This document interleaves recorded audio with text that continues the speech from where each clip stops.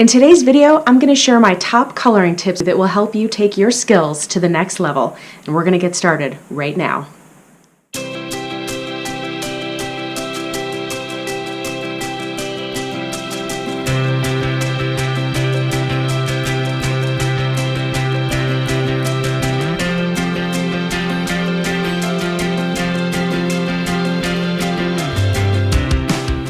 Hey boys and girls, I'm Rachel from PencilStash, your one-stop shop for everything adult coloring related. Here we do how-to videos, tutorials, demonstrations, product reviews, pretty much anything you can ask for. Today we're going to be covering my top 7 coloring tips. There's so many tips and tricks you can learn to get the coloring results you crave, but these are the ones that I use every single time I color. The more you add to your tool belt, the more dynamic your work will become. So let's get to it. Tip number 7. Find a page in a book that really speaks to you. I'm sure you're doing this already, but I don't think that this step can be underestimated.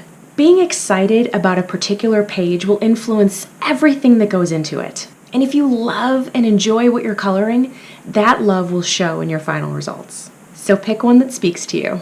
Alright, tip number 6 is to keep a piece of scratch paper with you at all times while you're coloring. This piece will be your go-to test page to try out all the different colors, all the combos, all the blending techniques, anything that you want to try out beforehand before committing it to the page. How do these colors look together? How do these colors blend together? You're not going to know unless you try it out.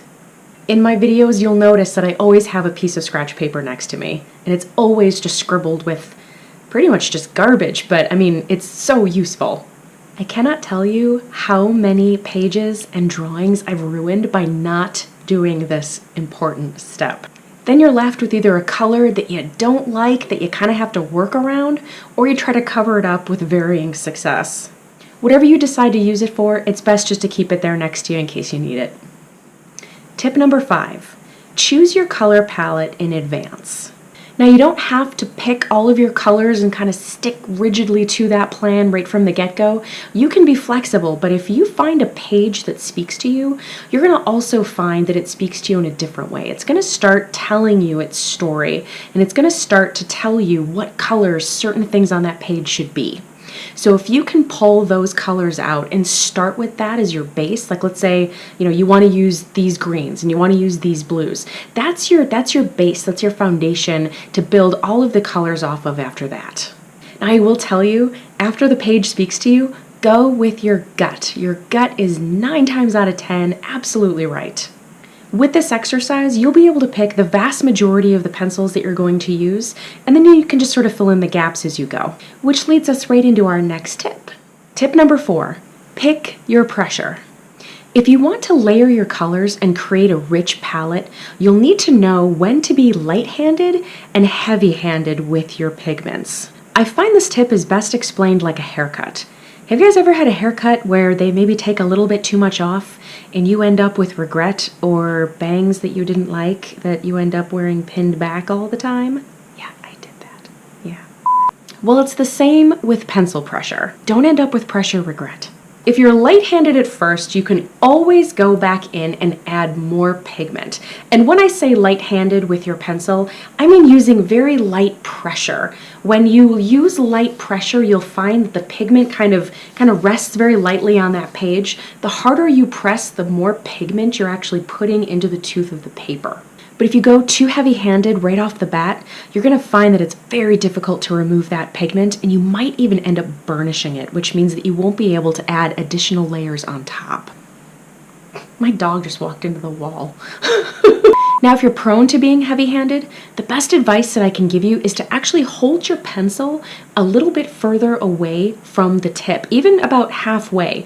This will make it very difficult for you to apply the amount of pressure that you might ordinarily, and it'll just sort of force you to be a little bit lighter with it. And as you get more used to it, you can move your fingers back up towards that tip, but that's a great way to sort of train yourself.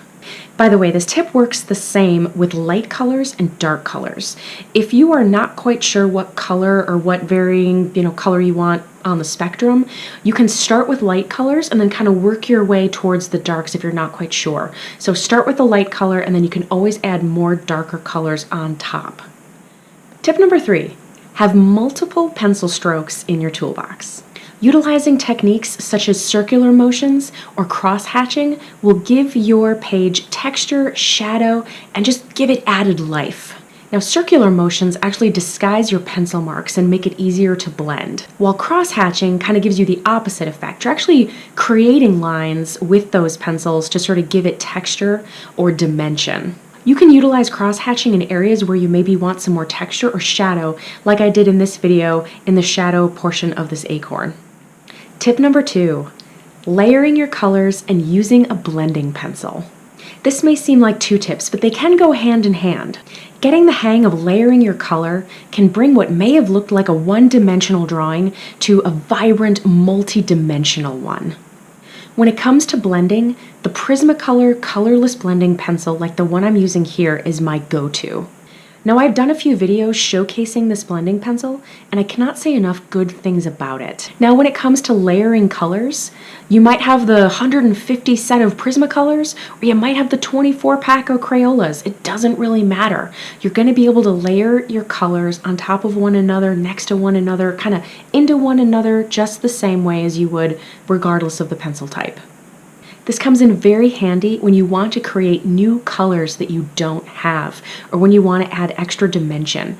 Nothing in nature is one color. Everything in nature is a million colors, and you want your drawings and your coloring to reflect that. And you can always use that handy dandy scratch paper to try it out. Tip number 1. This is the most important lesson that I can share with you, and unfortunately it's one that I will never ever be able to teach you. More important than any technique you can learn or product you can buy or anything out there, and that is to take your time and have fun. If you've discovered adult coloring, then you've probably also discovered how relaxing and therapeutic it can be. You should take this time for yourself to relax, to decompress, to get out those creative juices. Whatever you need it to be, take this time and enjoy it. Coloring should never be stressful. Coloring should never be a race to the finish line. Great artwork takes time, especially if you're utilizing some of the techniques that we've just talked about. Sometimes it takes me an hour just to color one flower. One flower. But when I see that end result, I'm so happy that I took the time to get it just how I wanted it. So that, my friends, is it for me today. I hope you enjoyed this video. If you did, leave me a thumbs up and leave me a comment down below if you have any other go-to tips that you'd like to share with the group. I would love to hear them. You might even hear me specifically mention your name in a future video. One more thing before I go. I'd like to share the heartbreaking story of Grant. Grant is the son of my good friend Alan. Grant is suffering from Batten's disease, a rare neurodegenerative disease that will likely take his young, sweet little life. Right now, Grant is receiving medical care in Ohio. So if you can imagine traveling from Illinois every 2 weeks, all of the medical bills, transport, travel, all of those bills are piling up. If you read his story and can donate anything at all, even $5 will help. I'll put a link to his GoFundMe page down below. If you can't donate, I completely understand, but if you could, share his story on Facebook, share it on Twitter, share it anywhere you can to let everyone know that Grant and his family need your help. And please hug your children tonight. Thank you. Oh, all right, back to coloring. If you have any questions about the tips or techniques that you've seen here, or anything about coloring in general, please leave me a comment. I'm sure I will try to help if I can. Check out the rest of my YouTube tutorials and hit that subscribe button so that you don't miss out on any future content. Oh, and check out PencilStash.com, Facebook, and Instagram to learn more about me and my projects. Thank you so much for Thank you so much for watching. I'll see you next time.